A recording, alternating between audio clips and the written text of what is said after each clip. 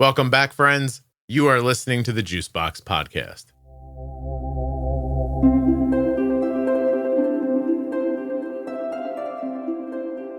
Hi, my name is Brenda, and I had a shocking diagnosis about 9 or 10 years ago out of the clear blue sky of being diabetic.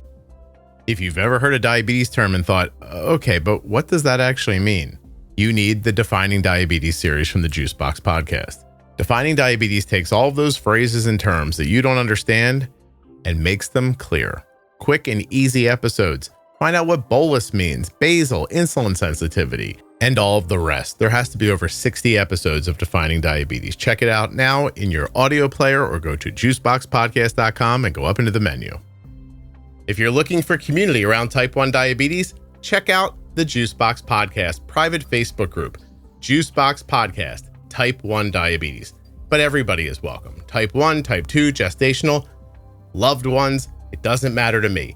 If you're impacted by diabetes and you're looking for support, comfort, or community, check out Juicebox Podcast, type 1 diabetes on Facebook. Nothing you hear on the Juicebox Podcast should be considered advice, medical or otherwise. Always consult a physician before making any changes to your healthcare plan.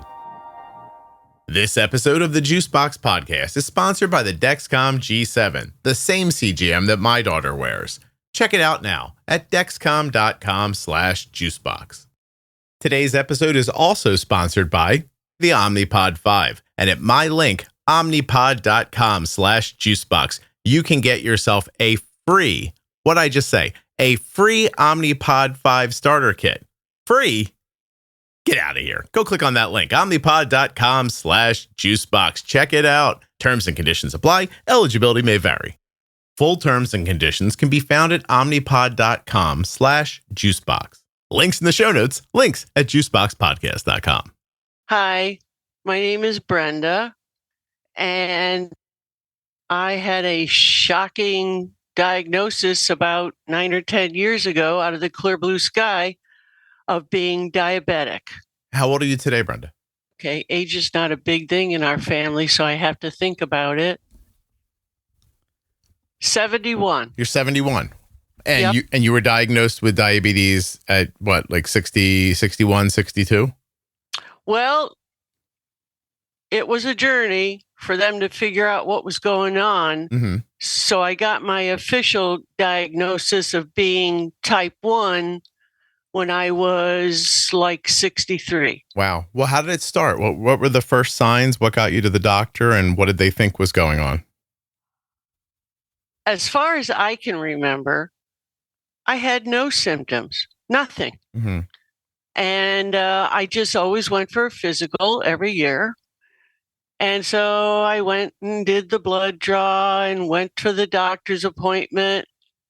And of course, if it's not on a piece of paper, it can't be real, right?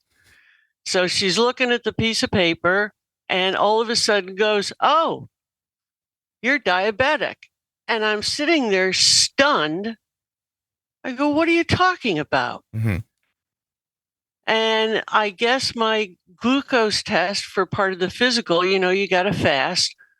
At that point, I remember it was 172, and I'm just flabbergasted. Yeah. And she just looked at me and she goes, "I prescribed a prescription.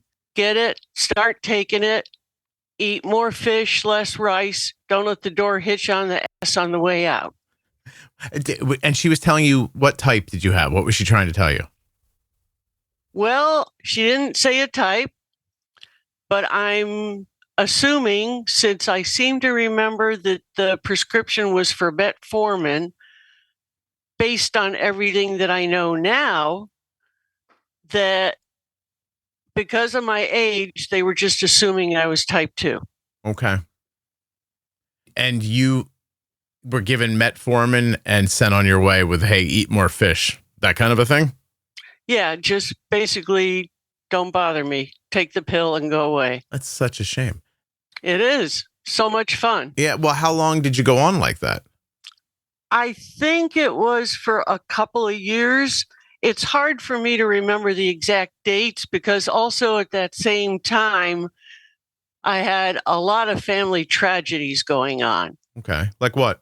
My brother finally had gotten diagnosed with Crohn's, severe Crohn's. Mhm. I mean, he couldn't even leave the house for decades. Oh, gosh. Luckily, he lived with my parents, and so he had a backup. But I mean, he lost so much weight, and they told him, "Yep, I knew that was going to happen. That's okay. Let me shut this up." Brenda told me before we started my blood sugar's a little higher than I like it to. I think it's because I'm excited. So It could be. Yeah, I'm very excited. Good. I'm glad. And Your brother's wasting away, and it takes them how long to figure out about his Crohn's? several years. I don't know how that's possible. They even told him things like, "Oh, well, you're allergic to garlic and you're allergic to this." And my folks were taking him back and forth. Well, he couldn't work. And I don't know why they hadn't gotten him into the VA because he had been in the military. Mhm. They finally did that, and they finally figured out that he had Crohn's. I guess they were doing a colon. What's the colon? Colonoscopy? Yeah, I call it something else. I don't know if people want to hear what I call it, but Wait, Brenda, what do you call it? it's easier for me to remember that it's the butt camera test. Gotcha. Butt camera. I'm with you. Yeah, that works. And so they told him he had Crohn's. And they were trying to treat him through the VA. And what I remember was at some point, because he didn't share a lot of stuff with my folks, Mhm. that he actually had to be kept overnight at the VA twice while they gave him an intravenous drug to help with this. Okay. Now, we're not sure. We think it was Humira, which was like 10, 12, maybe almost 15 years ago. He's been dead for about 10 years now. Okay.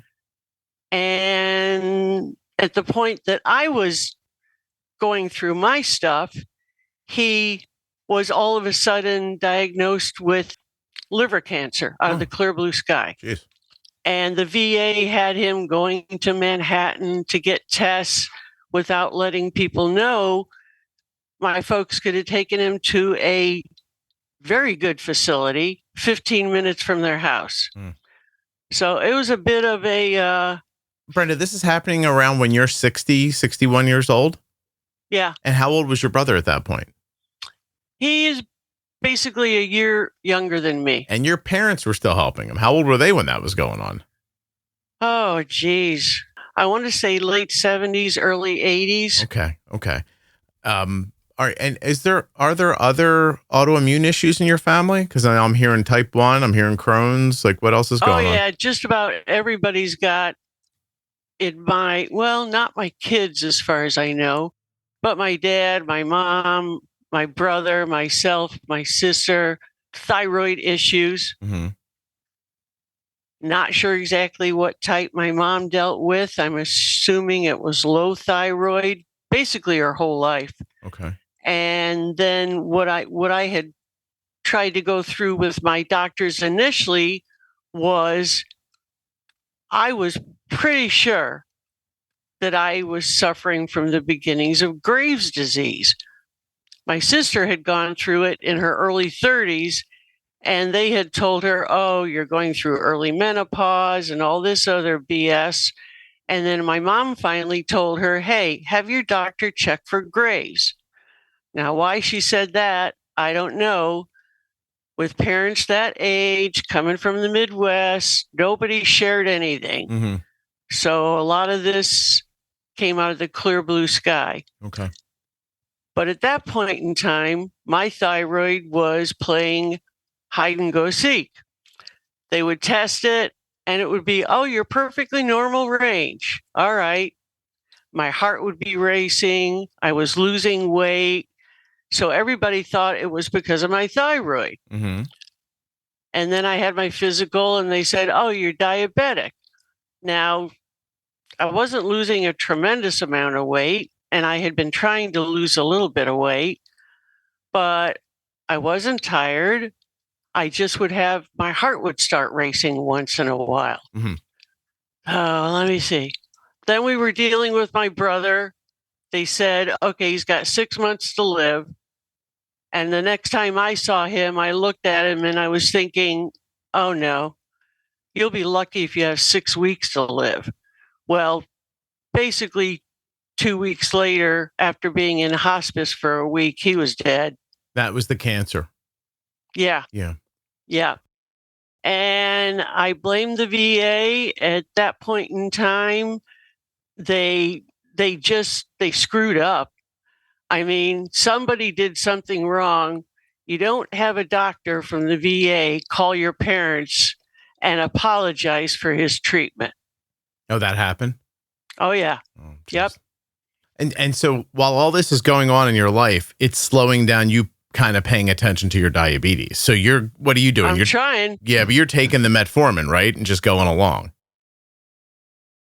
Today's episode is brought to you by Omnipod. Did you know that the majority of Omnipod 5 users pay less than $30 per month at the pharmacy? That's less than $1 a day for tube-free automated insulin delivery.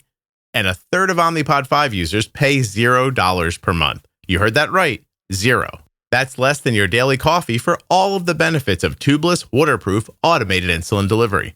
My daughter has been wearing an Omnipod every day since she was 4 years old, and she's about to be 21. My family relies on Omnipod, and I think you'll love it. And you can try it for free right now by requesting your free starter kit today at my link, omnipod.com/juicebox. Omnipod has been an advertiser for a decade, but even if they weren't, I would tell you proudly, my daughter wears an Omnipod. Omnipod.com/juicebox. Terms and conditions apply. Eligibility may vary. Why don't you get yourself that free starter kit? Full terms and conditions can be found at omnipod.com/juicebox. You can manage diabetes confidently with the powerfully simple Dexcom G7. Dexcom.com/juicebox. The Dexcom G7 is the CGM that my daughter is wearing. The G7 is a simple CGM system that delivers real-time glucose numbers to your smartphone or smartwatch. The G7 is made for all types of diabetes, type 1 and type 2, but also people experiencing gestational diabetes. The Dexcom G7 can help you spend more time in range, which is proven to lower A1C. The more time you spend in range, the better and healthier you feel. And with the Dexcom Clarity app, you can track your glucose trends, and the app will also provide you with a projected A1C in as little as 2 weeks. If you're looking for clarity around your diabetes, you're looking for Dexcom. Dexcom.com/juicebox. When you use my link, you're supporting the podcast. Dexcom.com/juicebox. Head over there now. I'm taking that, and after that doctor treated me like that, I thought, okay, there's got to be someone who can help me figure this out better. So I changed over to a doctor that my neighbor suggested. And I thought, okay, let me go to this lady.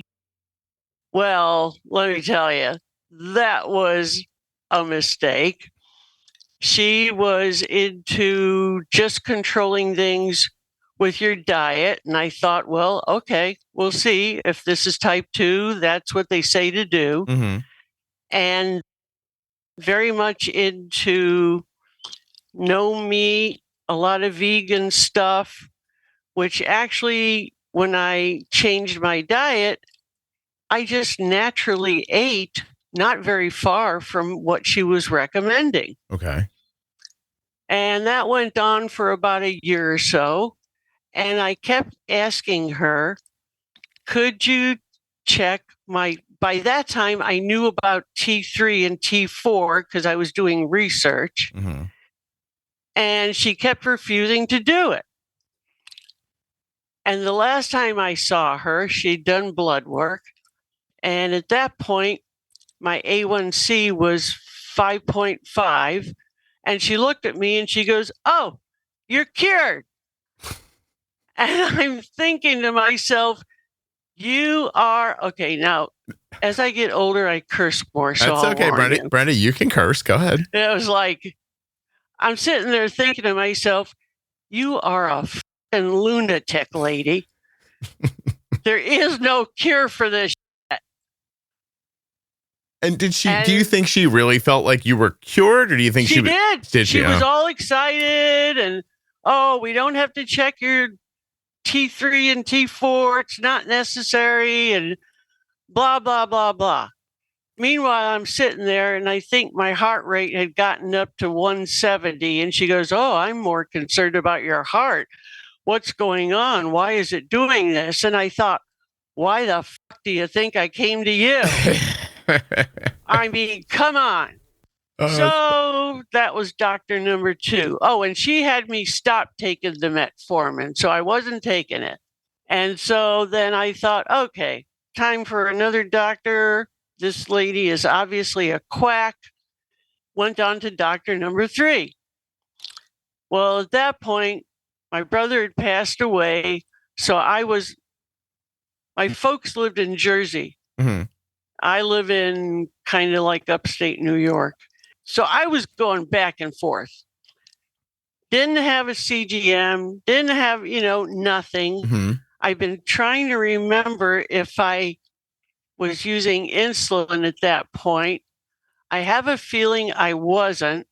So I was down at my folks' house going through my brother's possessions because they wanted me to basically appraise things and give them ideas on how to market, try to regain some of the money they spent on hospice, his funeral, and his cremation and such. Mm-hmm.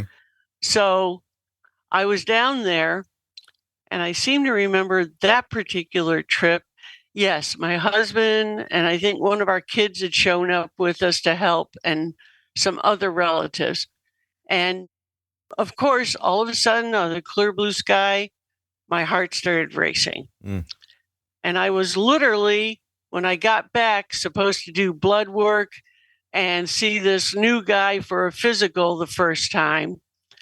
And I just said, I know it's my thyroid. I know it is. But it wasn't stopping. And I told my husband, I said, shit, I don't want to have to go to the hospital in an ambulance. Mom and Dad just cremated my brother. And, but I said, I think I got to go. So I went to the hospital and I told him, all right, I'm pretty sure it's my thyroid. I'm going to get checked for blood work next week.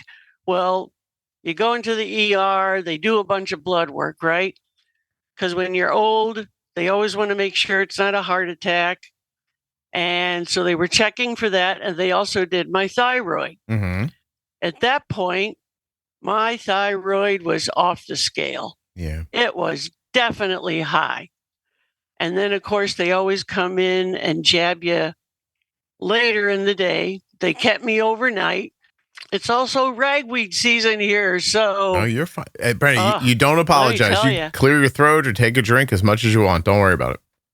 And so, basically, 12 hours later, when they did my blood work again, the thyroid and everything was normal. But I finally had it on a piece of paper. Yep. Yeah.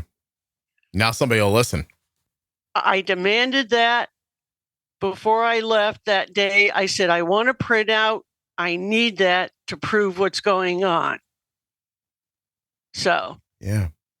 And you went back to the third doctor. You didn't go back to the hippie lady who thought she cured you with sit-ups, right? Or something. Yeah, right. Okay. Yeah. Awesome. No, I went to the third doctor. And when I had first seen him, I think this was my second visit with him. I had written on there, diabetes ? And he said, well, what do you mean? And I go, well, there's something going on with my thyroid. And because I knew that the thyroid could potentially mess that up. Mm-hmm. And so when I went back the second time and I had the piece of paper and I could prove there was something wrong with my thyroid, he looked at it and he goes, oh, maybe there's something here. And I thought, no shit, Sherlock. Good. I didn't even know that endos existed. Mm-hmm. And so he suggested I went to a local endo, and I thought, okay, fine. So I went in there and he did some blood work, and he was the guy that said eventually he had me as a type 2 also, but he was looking at the thyroid also. And I don't know the name of the test, but I guess there's some kind of like an antibody test that you can do to diagnose Graves. Okay. And so he had done that, and he goes, yes, you have Graves. And I said, okay, fine. I remember we were home one night, and I get a panicky call from him. Oh my God, you're type 1. Oh my God, run to the pharmacy, get this, get that, start taking it. And it was like, what is going on? Yeah. We got that. I basically had no training on what to do with the insulin. They just said, do this before you eat and then eat right away. That's it? That's how they told you to take insulin? Yep, that was it.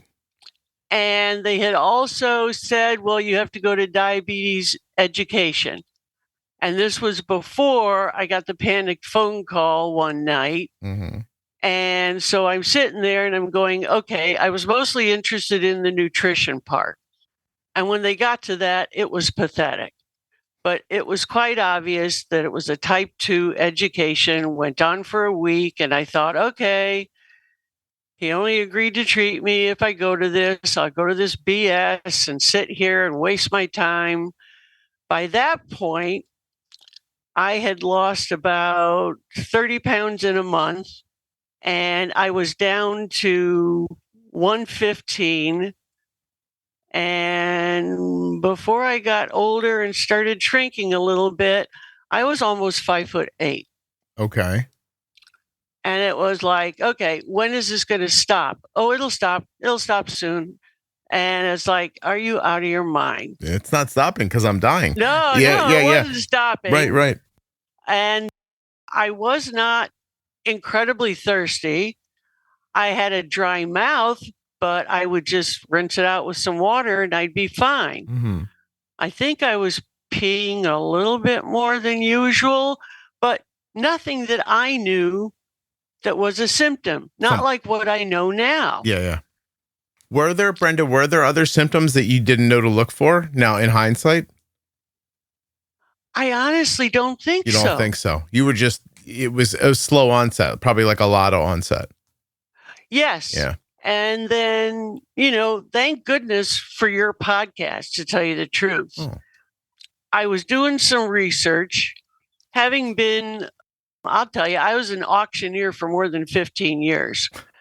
And you got to know your research. So I'm pretty damn good at research. Mm-hmm.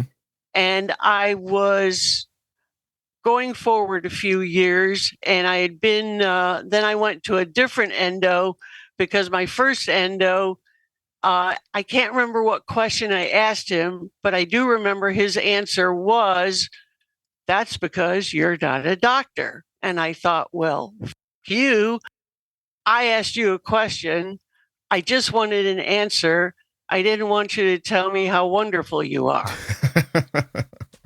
And he had also started to shift where he was only paying attention to the thyroid, and he was shifting me off to a PA to deal with the diabetes. A PA who the first appointment couldn't bother showing up. The second appointment finally showed up 45 minutes late and then started reading my record while I'm sitting there, answering questions. And I said to her a couple of times, are you not allowed to see the notes from my previous visits? Oh, yeah, I can see them. And I thought, well, why the hell are you asking me these questions? Yeah. Obviously unprepared. And she finally looked at me and said, oh, I can see you're the kind of person that wants all your answers and questions in a nice, tidy box. And I looked at her and I said, no, but I expect you to at least have taken the time to read my record so you're prepared for this meeting. Right. Yeah. What were you doing for the 45 minutes you were late? Yeah. Well, she didn't like that. So that was quite obvious to me. Okay, time for another doctor. So found someone else who she was a little blunt, but you know what? At least she knew what she was doing. Mhm. I didn't care at that point. I imagine you didn't. And so we drive now about 45 minutes to an hour to see the same office. Oh, with her. And again, still no CGM, no idea of a pump. Though my husband, you go through this and I think your brain shuts off. You really ought to go to these visits with someone else as an extra pair of ears. Yeah, I think that too sometimes. So I always take my husband with me. And at that point, I was on insulin, using the quick pens, Humalog, and then Lantus at night, and using a sliding scale. And still, I was told, okay, prick your finger before you eat, take this many units based on the number, make sure you eat basically right away. Have your food in front of you. I never ate so much cold food in my life for those years, let me tell you. And so she was pretty good. Still no CGM, but yeah, that's right. He said that she had suggested a pump, and I'm thinking in my brain, I didn't say this out loud, and my first thought was, how the hell do you sleep with a cell phone attached to your body with a cord? And then my other thought was, how do you have sex with this thing on? What's going on? So I said no. Plus, having been in IT for at least 40 years, I really didn't trust something that I couldn't control. Nobody ever told me that I could interact with a pump and control what it does. So I said no. And went to her for, I don't know, I think I was seeing her for about a year or so. And then all of a sudden, she just left in the middle of the night. Took off. No more doc. Just gone. Yeah, just gone. Don't know where she went or why or what happened, but it was like, oh, wonderful. Brenda, I want to be clear. When you first were intersected with the idea of having an insulin pump, your thoughts were, I don't know how I'm going to sleep or fuck with that thing, so I'm not interested? Yeah. Okay. That's right. Okay. That's right. These are important things in life. Yeah, you're right, they are. They really are. Everybody who's married as long as we've been married, and they go, oh, sex isn't important. You're out of your mind. Oh, you said that yours, it's funny, we started recording, you were like, this could end up being an After Dark episode. And I thought, I wonder how that could be. But here we are. Oh, we haven't even gotten into what would really make it a After Dark. Don't worry, we'll keep going. I'm not stopping you. I just want to make sure I understand along the way. Like, by the time you're using the sliding scale and all that stuff, you understand that you have type 1 at that point, or is that not been? I was being treated as type 1, so I kept doing research and learned about LADA. And I thought, you know what? This sounds more like what I have than just a straight up type 1. Oh, and I forgot to tell you, the only person I ever knew in our family with type 1 was a cousin. And I know she was type 1, but we were very young. And the first time I knew that there was anything wrong with her, it was around Christmas time. And we were little kids. And she was going to eat some nuts. And I remember her mom whipping into the room, slapping it out of the kid's hands and saying, don't you eat those. Now, this was back in had to be sometime in the first part of the 60s. Okay. And then I do remember seeing a syringe and giving her a shot, but nobody ever explained what was going on. Oh, gosh, she died a horrible death. She really didn't take care of herself, and I guess even amputations, and she died very young. Do you remember how young? I want to say before she was 60. Oh, gosh. Yeah. And just really bad, really bad. Now I know her sister and I think her brother are also type 1s. Oh. But never knew that. Nobody's talking about it. Nope, nobody's talking about it. I believe I have at least one other cousin who's a type 1, but this is all in the past year or two that I have even found this out. You've been digging around looking, huh? Well, just happened to see something casually mentioned on Facebook by a cousin who keeps me in the loop, because apparently I'm not supposed to know some stuff about one of my siblings. We can get into that. In the meantime, I'm on to doctor number 4. And by the time I got to him, I was on the sliding scale and I'd been using the pens, and I was I had never been taught how to carb count, but I knew how to read the labels and I thought I had an idea. Okay. And it was almost like I was starting to develop a sixth sense where I would look at a meal and go, well, the sliding scale says that I should take. Okay, I'm going to switch this. Which device is that's beeping, by the way? That's my phone. I use Dexcom 6 and the Omnipod 5 now. Nice. Brenda, can I ask a question and help reset us a little bit? You said something earlier about the podcast and you finding it, but you're also saying that you've had this going on for 10 years now. How long ago did you find the podcast? A little more than 2 years ago. Okay, so it's more recent for you, because I just recently bumped into somebody online who expressed to me that they've been listening since the beginning. And that threw me for a loop because that was 2015. And they said, yeah, I wish I had found it back then. Yeah, it's interesting, isn't it? But I'm sorry, I didn't mean to. That's okay. Yeah. So then the next doctor, I had been getting into a routine where I was using the sliding scale, but I would look at stuff and think, well, the scale says I should take 10 units, but I have a feeling that 9 or 11 would be better. Right. So I was starting to do that kind of stuff. And me and my husband, I said, it sure would be nice if I could do something besides full units. If I could just do like maybe a half a unit. Sure. But I can't do it with this pen. And so started looking around, and I think at about that time, we first saw an ad on TV for the Omnipod. Okay.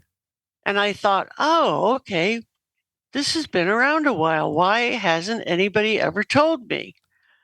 I think at that point, I had finally been told about a CGM just because I was at a visit with my last doctor. He happened to be wearing one and showed it to me, but it was a Libra. And now I think he had said once that he was diabetic, but I can't remember for sure. Either way, that was the first time I even knew that CGMs existed. And we're talking maybe less than 4 years ago. Okay. And so I said, I'd like to try that. So I did. Well, unfortunately, Libra was a total disaster for my body. And I was not taught how to use it anyway. So I switched over to the Dexcom 6, which is not perfect, but seems to work better with me than the Libra did back then. Okay. And then I saw this Omnipod thing. And so I contacted him saw him at the next visit. Yeah, Omnipod 5, you were talking to the doctor about it. Yeah. I was there at my visit. I said, you know what? I think I'd like to try this. And he looks at me, and I've been dealing with this for years. And he goes, well, yeah, maybe it's about time. And I thought, no shit, Sherlock. Well, by then they had also treated my Graves, And he said, well, you'll have to take a pill every day. I said, you have me taking a pill every day anyway. What's the difference? Let's nuke it and get it out of the formula. Just kill it. So I did the nuclear pill thing. For the thyroid. And I'm sorry? For your thyroid. Yeah. Yes. And I thought, well, now that's interesting because the day or two ago, I was listening to the podcast episode about the lady whose young child was diagnosed with a rare form of thyroid cancer. And the things they told her about that radioactive pill, I was never told. And I thought, oh, well, that's interesting. I'm glad I didn't kill anybody. Oh, I remember that. Yeah. Oh, yeah. Yeah. I'm listening to it and I'm going, oh, my God, why didn't they tell me that stuff? Yeah, especially because you're active still, right? Oh, yeah. It's like, I guess I should stay away from him for a while. Brenda, I thought for sure when that doctor when you were talking about the Omnipod with the doctor, I thought for sure you were going to say, well, yeah, it's about time, but I finally found an insulin pump I can have sex while I'm wearing. So, Well, no, I didn't tell him that because, we're old. We're not supposed to think about that stuff anymore. But that was in your head. Is that right? Oh, yeah, it was. I thought, oh, this is the way to go. I got that from him. And, oh, you'll love this. My Omnipod training, I already had the starter kit and I was waiting to go for training. So we do a special trip to go training. But in the meantime, I'd already turned it on and looked at it and fiddled with it. In fact, it was your podcast episode. This was before you did the newest ones on Omnipod. This was back in the, 500-600s or something like that. The first three from the Pro Tip series for Omnipod 5. Yeah, and I found you through Reddit, believe it or not. I believe that. Because I was doing searches for Omnipod. And people were talking about it and they said, oh, you ought to go listen to this podcast. And you had 3 episodes about Omnipod. And I listened to that. And that was when I finally learned that you can control what these things do. Yeah, that's something. And I thought, oh, okay. Because having been in IT, the last thing I want is somebody's software to control my physiology because I know how bad things can go. And so that's what helped me decide that I wanted to get the Omnipod. Okay. So we go back to the office and here's my training. Give me your controller. I said, that's okay. I can punch it in. Tell me what to do. Well, she didn't like that. But she did tell me numbers and things, didn't explain what I was doing or why with carb ratios, what they were. I'm still not 100% sure what the correction factor plays into as far as which part of the algorithm, automatic versus manual, things like that. Insulin on board, all these things that I know kind of what they mean nowadays, I was not taught. No, what she said was, okay, take the insulin, we're going to fill up the pod, and it beeps. And she goes, where would you like to put it? And I go, well, how about we try on my thigh? And she said, okay, pulled it down. And I said, well, what are you looking for? And she goes, what you want to do is you want to find a squishy spot and put it on. And then you start it. Okay. See you later. That was it, huh? That was it. Squishy and go. Yep. I wonder why everybody sucks at their job. You ever wonder about that? Oh my God. Well, and then I found out about a week or two later because I was going to call her to get some advice about something about it. She was gone. Just gone. Oh, another person just gone. I must have that effect on them. Brenda's like, I make a lot of people quit their jobs. Must be.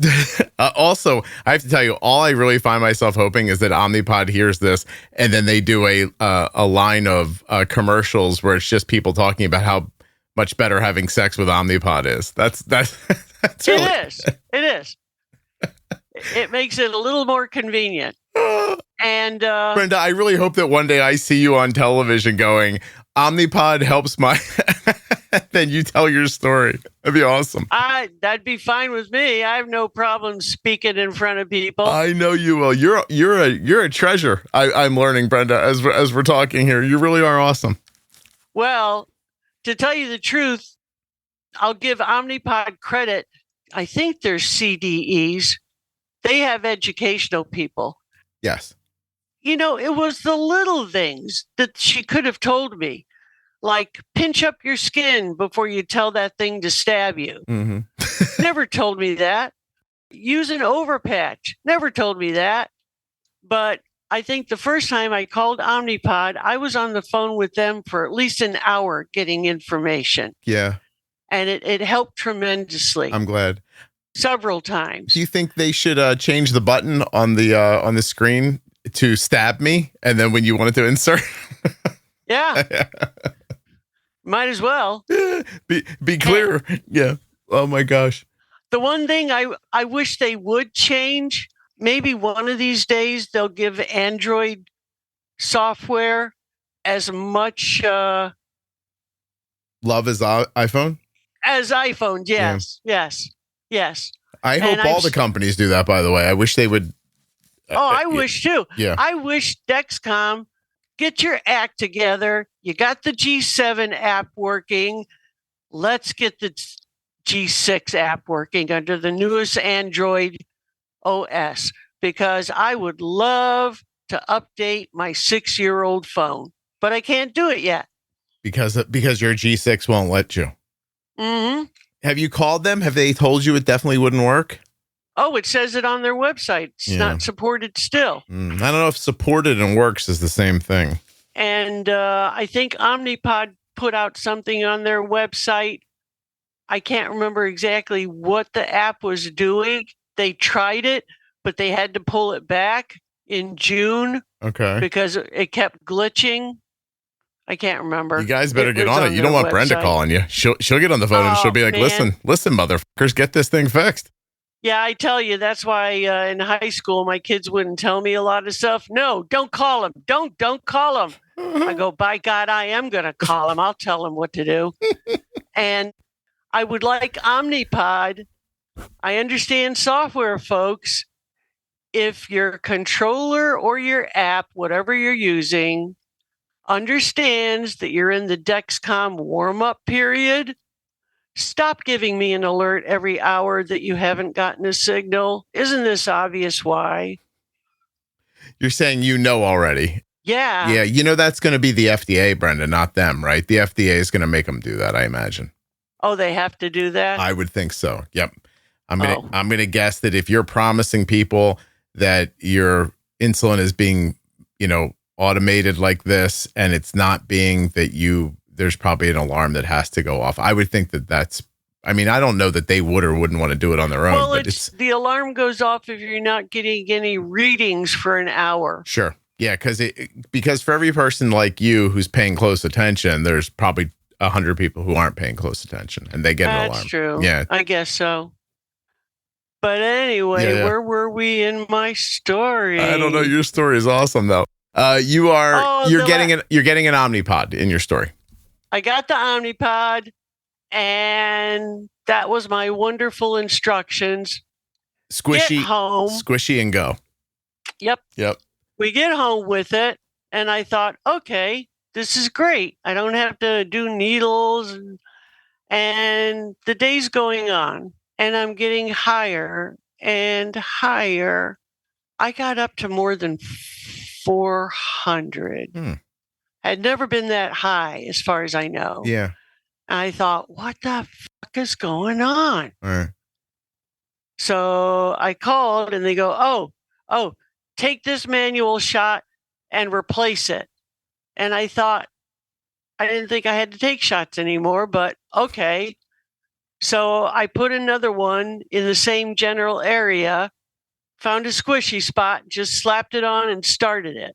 Well, the second one did the same thing. And I thought, well, I'm not going to say what I thought. No. What'd you say? What'd you think? I was going to say, what the is going on now? And so I took them off, and then it was like, okay, I'll try another one. And then I thought, I'm going to go out to Reddit and see what's going on. Mm-hmm. And people were talking about different problems. And then I saw a picture of what a bent cannula looked like. Okay.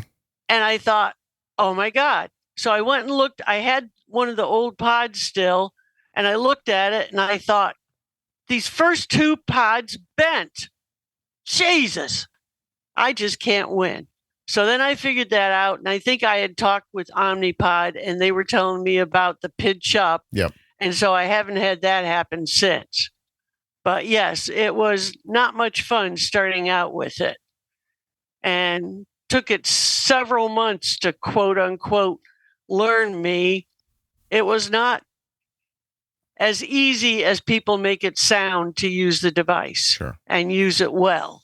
In fact, I bet you almost a year. Yeah, Brenda, tell me what it is that you had to learn that eventually made the Omnipod 5 valuable for you and not frustrating. What did you have to learn about? I had to teach myself the carb ratios, what that meant, and how it affected things. Well, thank God for your Facebook group too, because I got onto that and people were talking about MDI, and I thought, what is that? And so I finally said, this might sound dumb, folks, but what does MDI mean? And then they told me, and I went, oh my God, I didn't even know that. Isn't that ridiculous? You start wondering then, what else don't you know, right? Yeah. Yeah. And so through the podcast, especially the stuff that you and Jenny do and the pro tips and everything, I have learned, or I think I've learned, an understanding of the insulin to carb ratios.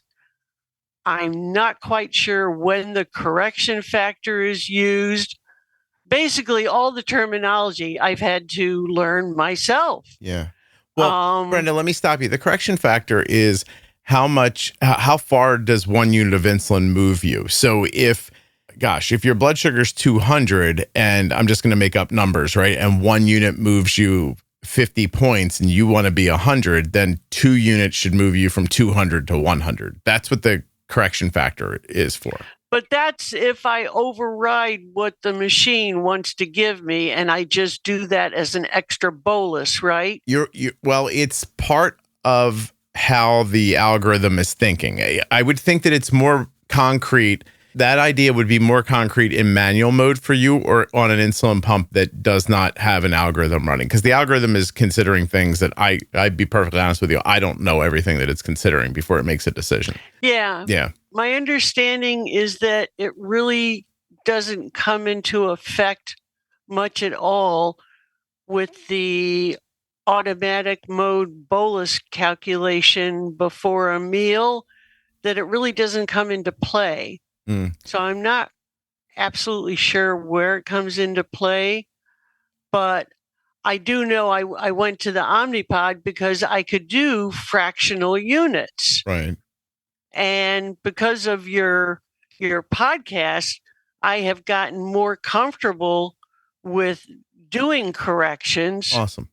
When I think I need them, but then I've got to be. It's kind of odd. I use more insulin per carb for breakfast than any other meal. That makes sense to me, though. That's pretty common for people. And then, like at dinner, not much at all. Okay. Oh, maybe we ought to get through the list of doctors again. I'm not done. Okay, keep going. What happened next? I'm currently in the process because my last endo, he finally retired. Mm-hmm. And it was like, oh my God, here goes the common sense. I have to train another doctor. And I just got done. I'm going to see the next one in a couple of weeks. And they usually do blood work before you go, right? I finally got them to understand that they need to do an A1C. And I told my husband, I go, oh, this doesn't look like it's going to go well. Just finally got them to understand that this morning. And it's just, I want him to test my C-peptide again also, which I had done about a year ago. And apparently my pancreas is still squirting a little bit of insulin out. Oh, it's getting involved still. Yeah, isn't that odd for so long? Not really. No, I've heard, No? I've heard every variation of that story. So, it doesn't shock me. Maybe it's not as common as people think, but it doesn't shock me. I'm realizing as you're talking, I hope you never get mad at me. Okay. That's what people say. My husband has said, you're the only person I know that you can tell someone to go to hell and they don't realize it for at least 20 minutes. Okay, go ahead. So keep going. Get me to the. Because I tell him, I go, oh yeah, this is even better. So we're on to this next doctor, and I finally got them to understand for the blood work. They're going to do a TSH. They're going to do a T4. I don't know why they're not going to do a T3. I'll just take what I can get right now. And they finally realized this morning, they go, oh, okay, so we'll do an A1C. Don't know if they're going to do the C-peptide. So we'll just take the small win and see what happens when I meet this lady for the first time. Okay. In the meantime, I'm also working on a new primary because don't ask me a question if you don't like the answer, Mr. Doctor, okay? For some reason, they called us. I was in the middle of getting ready for vacation. I wanted to make sure I didn't forget anything I needed. And the phone rings. And I thought, well, that's weird. Did we forget an appointment or something? And the lady said, oh, well, I want to get my next appointment set up with you for your what is it? Since we're on Medicare, they're pushing this every 6 months crap. Yeah. Whether you need it or not. I think it's just to pay their mortgage, but whatever. Mm-hmm. And so I told her, she goes, do you have time to talk about this now? And I said, no, I really don't. And I go, what's it about anyway? Well, to do your 6 months checkup in, when did she want to do it? November, which is like 2 months too soon. And I thought, okay, this isn't right. Mm-hmm. I said, that's when I usually get my physical. Oh, well, they're basically the same. I said, no, they're not. And she goes, yes, they are. And I go, they really aren't. Okay, well, call us when you get back. I go, fine, I will. And I hung up. And I thought, you guys, this is not a good sign either. Yeah. Because it felt like this doctor had been basically calling it in for the past year or two. Mm-hmm. And so they called again. And I said, listen, I'll call you when I get back from vacation. I'm really busy right now. Can I call you back? Sure. And this time they had it right. They wanted to do the 6 month thing in January. Okay. No mention of my physical, just that. Mm-hmm. And he goes, okay, fine. Call us when you get back. I said, okay. Well, then a couple days later, I get a message through the portal. We were just calling to make better use of Dr. Blah, blah, blah's time to make sure we take care of you. And then the next sentence was, and we do not appreciate you being disrespectful to our staff. That was on your machine? They left you that message? Uh-huh. Yeah. Well, no, in my medical record portal, it was a message. Oh, a written message.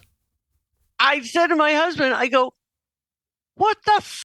If they want to see disrespectful, I'll bring my full jersey out and they'll see disrespectful. They don't know disrespectful. I couldn't believe it. And I thought, okay, that's the last straw. I need to train another one of those. So I'm going to see a new primary. I just haven't told them yet to change my records, but I will. Brenda, you like some people, right?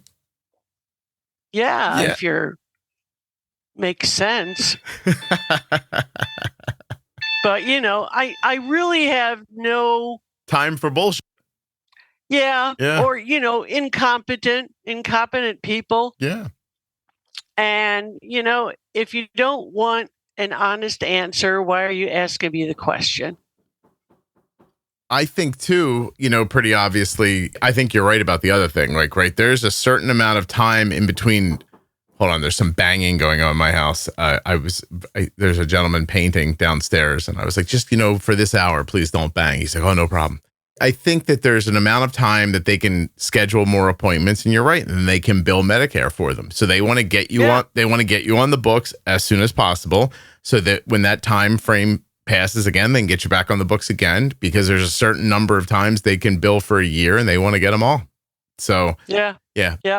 And they're bugging you while you're trying to go on vacation. And then when you say, hey, just cut me a break here, I'm trying to go on vacation, and they say you're being rude to them. Yeah, well, they sent me that message, and I thought.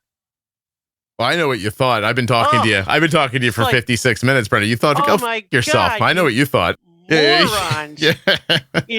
And it's like, I don't think I was rude, because when it comes to insurance, November wouldn't have been 6 months. Mm-hmm. It's like, what is your problem, people? Yeah. Well, also, you might have been talking to somebody on the phone who's younger, maybe a little less accustomed to the time you grew up in. You know what I mean? And maybe they don't have the intestinal fortitude to deal with somebody pushing back at them. Well, I said it very nicely. I imagine you did. I do. And I was like, I've tried to be nicer when talking to people who are morons, because my children go, oh, you can't say that. Well, then don't ask me a question, okay? I can't wait to be 71. That's all this is teaching me. Ever since, my brother went through that terrible death. Yeah. And then, less than a year later, my mom died. No. I'm sorry. Yep. And that's where the lunatic gets involved. But anyway, hopefully I'll get these new doctors trained and have them do what they should be doing. Tell me a little bit about how you're doing right now. Like, so you said you found the podcast a couple of years ago. You're learning, new phrases and ideas and concepts, and you're getting more comfortable making corrections and everything. Can you tell me where your A1C is today? Oh, right this minute? I don't know. The last time I had one done, I looked up some stuff because I knew you were going to ask a question. Yeah. In April, it was 6.6. Good for you. Now, nowadays, the Clarity app, if I look at it, it says I'm going to come out to be 6.3 or 6.4. That's awesome. Good for you, Brenda. That's really great. Well, I work hard at it. I bet. And that was, the thing that I would like to understand better, you and other people on the episode say things like, well, I remember you saying if you could hold it at 180, you could hold it at 120. Mm-hmm. And so I've tried. I lowered my high alarm to 170, and it doesn't go over that too much. It is right now because I'm thinking about all this crap I've had to deal with in my life. Sure. And, that's really getting the adrenaline going, let me tell you. Mm-hmm. How do you do that without the alarms going off all the time? Because I've tried it, and I'll dose for my meal and I'll eat, and maybe I don't go above my high limit a couple hours later, or 2 or 3 hours later, all of a sudden I'm fighting a low. What are you eating? Oh, a low.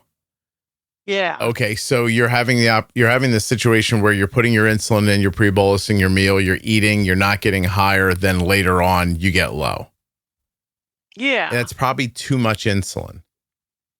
Well, but then I would go high. If you took away a little bit of insulin, still did the pre-bolus, you say then you'd get higher.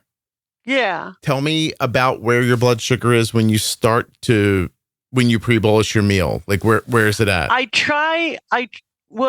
like to have it the lower the better, but I try to have it down to at least around 120 before I eat anything. So are you telling me you're 120, you bolus your meal? How long do you wait before you eat? At least 15 minutes. Okay. Is your blood sugar falling by the time that's happening? Generally, okay, a little bit, it'll start. I mean, if I'm hearing your problem and understanding it right, I would probably try taking away a little bit of insulin, but doing a longer pre-bolus. Oh, yeah? Yeah. And then that way, like, so imagine if you're starting to eat at 120 and you're going to 180, if you started eating at 90, you'd probably only go to 150. Does that make sense? Oh, I see. Yeah. And then on top of that, if you actually are using too much insulin, which is why eventually you're getting low, because I assume the algorithm's taking away basal, trying to make up for the bolus, and it can't. And eventually you get lower. If you use less to begin with, hopefully that time will be enough for it to rebound and not make you low later. Does that make sense? Okay, I could try that today. Yeah, give it a shot. I mean, and if you get panicky or you worry, like, just start eating. But like, I don't know. I get so tired of eating. I just am naturally not a snacker. Mm-hmm. So that's the other thing I got to get used to doing. You're making me feel like the last part of my life's not going to be fun, because I'm already irritated by eating too. It's like I literally get tired of chewing. And as far as buffets go, it is such a waste of money on me. It always has been my whole life. So you have that experience where, is it just, do you feel like, my God, I've been alive for so long, I've eaten this thing so many times, I'm just sick of it? No, just in general, I've never been a gigantic meal eater. How about that? Okay. You're not very, and it's interesting then. So you lost a bunch of weight at your diagnosis. Yeah. Did it all come back? Are you around 140 pounds now, or how did that change? Oh, no, geez. Something like that has happened to me at least twice. I can drop weight just naturally, even before this diagnosis. Oh. If I would run a fever for around 24 hours, I could drop at least 10 pounds in a heartbeat. That's something. Yeah, my whole life. You're lighter now than before you were diagnosed. It took me the first time like about a year and a half to gain my weight back. Okay. And I generally try to run like around 125 to 130. Okay. And that's about where you are now. Yeah. Oh, so you put some back, but in an amount that you're comfortable with. Yep. Yeah. So were you overweight at 145? Maybe a little bit. Okay. For what I generally would run at. I gotcha. In fact, I had gone, this is maybe 20 years ago. I had gone for a physical and didn't realize that I actually weighed 160. I mean, I never paid attention to my weight my whole life. Mm-hmm. And I told the doctor, I go, oh my God, let me tell you what I eat in an average day. And he goes, okay, that doesn't make sense. Went and checked the thyroid to see if it was low. Everything came back normal. So I just started kind of keeping a closer eye at what I ate. And before my diagnosis, it had taken about a year, but I had slowly dropped at least 20 pounds.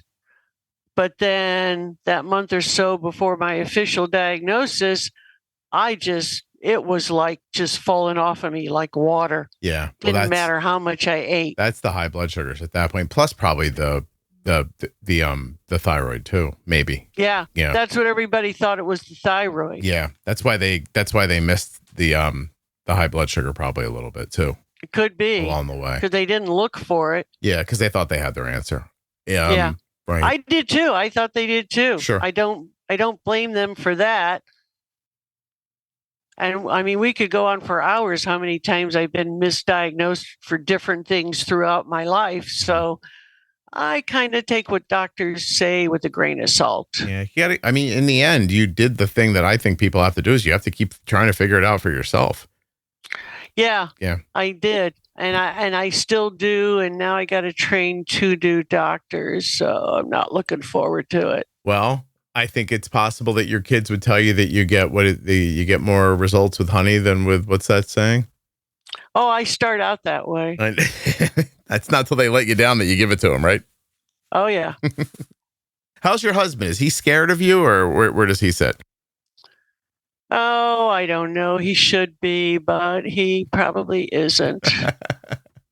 All right, Brenda, is there anything that we haven't talked about that we should have? Anything you want to add to your story? I don't know. Do you want to talk about the dark side of bipolar? Is that with somebody in your family, extended family, right? Yeah, sibling. Well, so you said there's a lot of other issues in your health line, family ways. Let me stop you for a second. You said, I don't know about my kids though. So are you not did they not make you aware of their health issues? How old are they too? Well, as far as I know, they don't have any health issues. They're not struggling with anything then. Okay. No, not that I know of. I mean, your kids get to be a certain point and they don't tell you everything. Is that strange? Is it strange? How does that feel as a mom the day you realize something's happening at their house and I don't know about it anymore? Well, there's not much you can do, right? Yeah. Does it make you sad though in the beginning? Are you like, oh, I can't, does it feel like you're losing something, or are you happy to see them kind of mature, spread their wings? Well, if it's something that you've dealt with in your life and you kind of know a solution, it would be nice if they would ask for your advice. Mm-hmm. But otherwise, I think people that are parents, you've got to realize that sooner or later it's their life. Yeah, right. And they have to make decisions, whether it's good or bad. I'm just glad that my kids haven't done, as far as I know, half the stuff that I did in high school and college. I don't think we have time for all the things you may have done. No, we don't, because I am a child of the 60s and the early 70s, if you can imagine what it was like. I feel like I can. Well, do you think that your siblings' story about bipolar, do you think it impacts your story? Do you think it's something people need to hear, or is it just something you want to get off your chest? How do you feel about it? Well, I know that you've had a couple of episodes with people who are bipolar. Yeah. And it is not an easy thing to deal with. No. But I don't think you've had a story where someone in a family is affected by the bipolar sibling. So this is how it impacts you. Tell me about it then. Well, and I know other friends who have bipolar siblings, and it seems like they have a similar trait. Mm-hmm. And, people, maybe you shouldn't use my name because I don't want anybody coming after me. But the other side of the coin is how they treat their siblings. Mine in particular is very manipulative and will only show this side to the siblings, but not to my parents, who think that she was made out of gold. Mm-hmm. Got anything she wanted in the universe. And we all had to struggle for things. Has threatened the family, me and another sibling, saying things like, well, I'm going to go off my meds and get a gun and come visit you, and then we'll see what happens. Oh, my gosh. Oh, yeah, and I really believe it might happen. Somehow and my parents always felt sorry for her. I don't know exactly why. So basically, after my mother passed and my dad was convinced to move out of Jersey to be with her, he has done things like bought her a brand new house and vehicles and put her name on all his accounts and his will and everything in the universe. Gosh. And that just came out of the clear blue sky. I don't understand why, but I know that she makes it extremely difficult for us to communicate with him or to even visit. Yeah. So it is difficult. Are you saying you think she's controlling his decisions at this point? Oh, yeah. And moving his whatever he's been able to save or anything to her?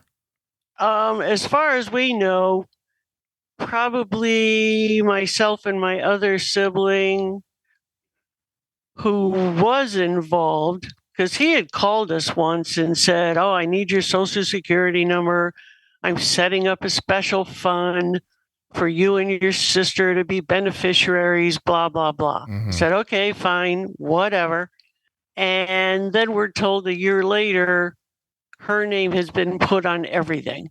So my thought is, if you think she's going to give us a dime, you're out of your mind. Yeah. Can I ask, Brenda, is it a lot of money? Is it hundreds of thousands of dollars? Is it millions of dollars? It could be. It could very well be. Yeah. And it's not that myself and my husband, we managed to set up our stuff. So we're fine. Okay. And we will be fine until the day we die, unless there's an apocalypse or something. Yeah, right. But my other sister is the one who could really use some financial support. It doesn't feel like that's going to be available by then. Oh, I don't think it's going to happen at all. Yeah. I really don't. I mean, this person did things like my mom was at home in hospice towards the end. Me and my other sibling, we were trying to do what my dad wanted. He didn't want a lot of people there, so he wouldn't have to deal with more company. The sibling with bipolar was there. That could be another whole episode dealing with her. Well, does she have any other health issues, the one with bipolar? Not that I'm aware of. Okay. Interesting enough, and she didn't officially tell her siblings, I also happened to find out through this cousin that apparently she's been going through I'm not sure exactly what she would call it, changing into a male. Oh, she's out of the clear blue sky. She's trans. Well, I think so. Okay. But we're not supposed to know about this. I see. Though apparently everybody else in the family does. Yeah. And it's been going on for a few years. And I thought, oh, what a novel way to use dad's money. I mean, this is a person who is extremely religious her whole life. Mm-hmm. And absolutely hated anything to do with homosexuals or trans or anybody like that. So it feels like a pretty big pivot. Yeah. Huge to me. It's incredibly. But who knows? I will tell you this, that, I've been shocked over the years of making the podcast of how many people, you've heard, like how many people are like, oh, I have a bipolar uncle or sibling or something like that. And I've always just brought it up because I don't really know very much about it, but I always think about like all these autoimmune issues and inflammation, and I just wonder how it's affecting people. And I think it's not quantifiable. Obviously, I'm not running a study over here, but my gosh, more people have mentioned bipolar in their family than I would have imagined while I'm interviewing people. So that's probably why you thought to even bring it up, because I've talked about it like that before too. Well, yeah, and it was a very stressful situation, and I've heard people talk about having viruses and then all of a sudden getting type 1. Mm-hmm. And I was the one in the family. Everybody else would be dropping like flies sick. I never got sick from anything. Yeah, you probably have an aggressive immune system. Yeah. Yeah. And maybe that's what got me in the end. Got a little over aggressive at some point. Yeah. Well, but I mean, your podcast is gold. I swear to God. I appreciate that. I'm so happy it's been helpful for you. And I'm really impressed with you. You don't live your life like an old person who's, can't take care of themselves. But I mean, still, like, to find a podcast at, 68, 69 years old and listen through it and learn things and make additions to your life, it's really impressive. It really is. Oh, good. I ought to copy that and send that bit to my children so they'll know that. No, yeah, well, listen, you're alive long enough. Your kids don't think much of what you're doing probably, but like I think it is. I think it's really incredible that at your age you found a problem for yourself. You ran into so many different people who were not trying to, weren't helping you with it in the way that you were hoping to be helped, and you decided to go out and take care of it yourself, and you actually did it. It's really cool. Well, and I feel like I'm still learning because I was never taught All I knew about insulin was that if you take too much, you're going to kill yourself. Mm. Yeah. That's all I knew. Right. And that's a hard way to figure out how to do it. Yeah.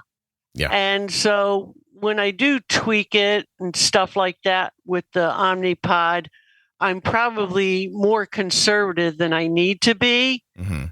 But I have noticed when I start to fall, oh my God, it is fast. Happens quick. Yeah. Well, listen, we obviously, big picture, we want you to be safe. Right? We don't want you having low blood sugars where you can't take care of yourself, or that's really important. And yeah. Exercise is a big struggle also. Mm-hmm. I mean, just walking upstairs, taking a shower and walking back downstairs, I have dropped as much as 80 points in 20, 30 minutes. Yeah, it's crazy. Yeah, I guess it really isn't. But let me tell you about something while I have you here. Joanne Milo, who's been on the podcast before and is going to be back on it again, has launched a website. It's T1D to100.com. I joined it. Good. I'm glad you found it. I'm going to have her on to talk about it pretty soon. She's an older person. Joanne is. She has type 1 diabetes, and they're trying to put good content out there and information for people who are living with type 1 into older and older age. Yeah, I joined the Facebook group too. Good. I'm glad. She's awesome. Joanne's awesome. You'll see when she comes on. I'll tell you, when I was first diagnosed, it was like, oh my God, I just lost 20 years of my life. What? You thought you were going to die earlier? Yeah. Oh, and that was the impression that I was given from the doctors. Mm-hmm. So after I found your podcast, and there were a few episodes with people who'd been living with it for 20, 30, 40, 50 years, every time I hear one of those stories, it gives me encouragement. Oh, that's wonderful. That's really great. It is. Yeah, no, it's wonderful for you. It makes me feel good to know that that's happening for you. Because my family is like, well, hell, my dad is still walking around and I think he's 95. No kidding. And his mom just missed 100 by a few months, even if she was the meanest thing on earth, but she lived long. So in general, we live long lives. Yeah.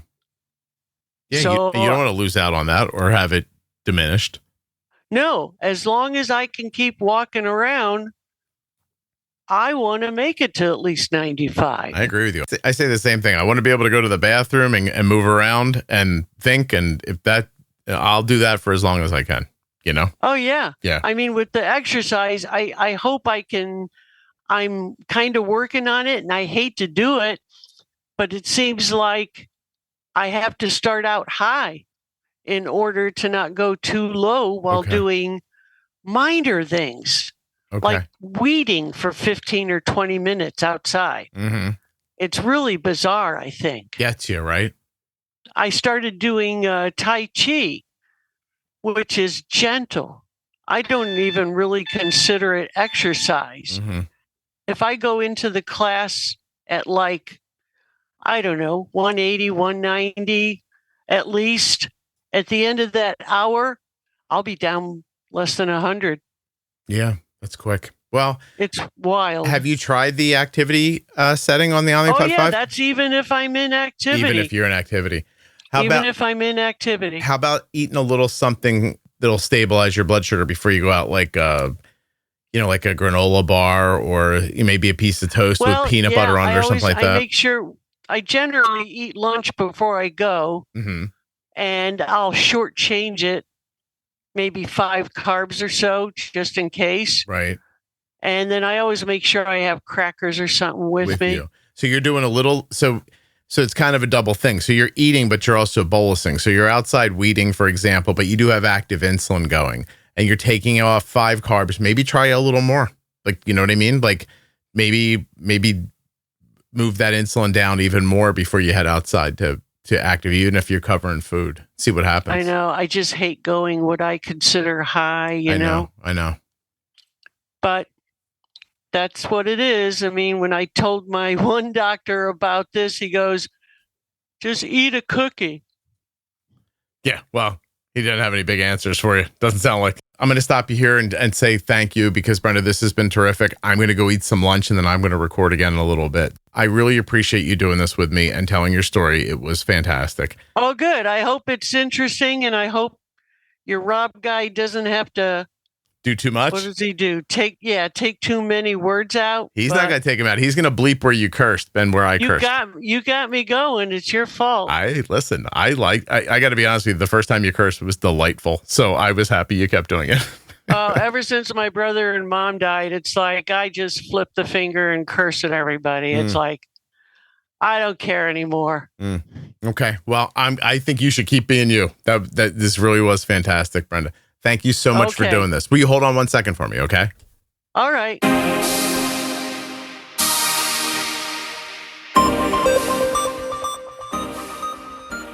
Today's episode of the Juicebox Podcast is sponsored by the Dexcom G7, and the Dexcom G7 warms up in just 30 minutes. Check it out now at dexcom.com/juicebox. The podcast is also sponsored today by the Omnipod 5, and at my link, omnipod.com/juicebox, you can get yourself a free Omnipod 5 starter kit. Free? Get out of here. Go click on that link, omnipod.com/juicebox. Check it out. Terms and conditions apply. Eligibility may vary. Full terms and conditions can be found at omnipod.com/juicebox. Links in the show notes. Links at juiceboxpodcast.com. Hey, thanks for listening all the way to the end. I really appreciate your loyalty and listenership. Thank you so much for listening. I'll be back very soon with another episode of the Juicebox Podcast. Oh my, did I get lucky. The Celebrity Cruise Line reached out to me and said, how would you like to come on a cruise before your juice cruise so you can get a real good look at the Celebrity Beyond cruise ship and share some video with your listeners? I said, thank you. So that's where I might be right now. If it's December, let me actually find the date for you. I'm not 100% sure. I think I'm going in December, right before Christmas. I don't know, like the 3rd or 4th week of December. I'm sorry, I know this isn't much of an ad, but if you want to see video from me on the cruise ship, my wife and I are going to head out and really check it out to see what it's all about, to grab some great video for you, get it up on TikTok, Instagram, and Facebook so you can see what you'd be getting if you came along on Juice Cruise 2026, which of course leaves from Miami on June 21st, 2026. We're going to be going to Coco Cay in the Bahamas, San Juan, Puerto Rico, St. Kitts and Nevis. Do not miss it. It's a great opportunity to meet other people living with type 1 diabetes, to form friendships, to learn things, and just swap stories. It's a relaxing vacation with a bunch of people who get what your life is like. And trust me, there's a lot of value in that. Juiceboxpodcast.com/juicecruise. Come check it out and go find my socials to see what that ship looks like. There's also a video at my link that's a kind of a ship tour for the Celebrity Beyond. And let me tell you something. If this ship is a 10th as nice as this video is, I am in for a great time. And so are you. Juiceboxpodcast.com/juicecruise. Come along. Have a podcast? Want it to sound fantastic? WrongWayRecording.com.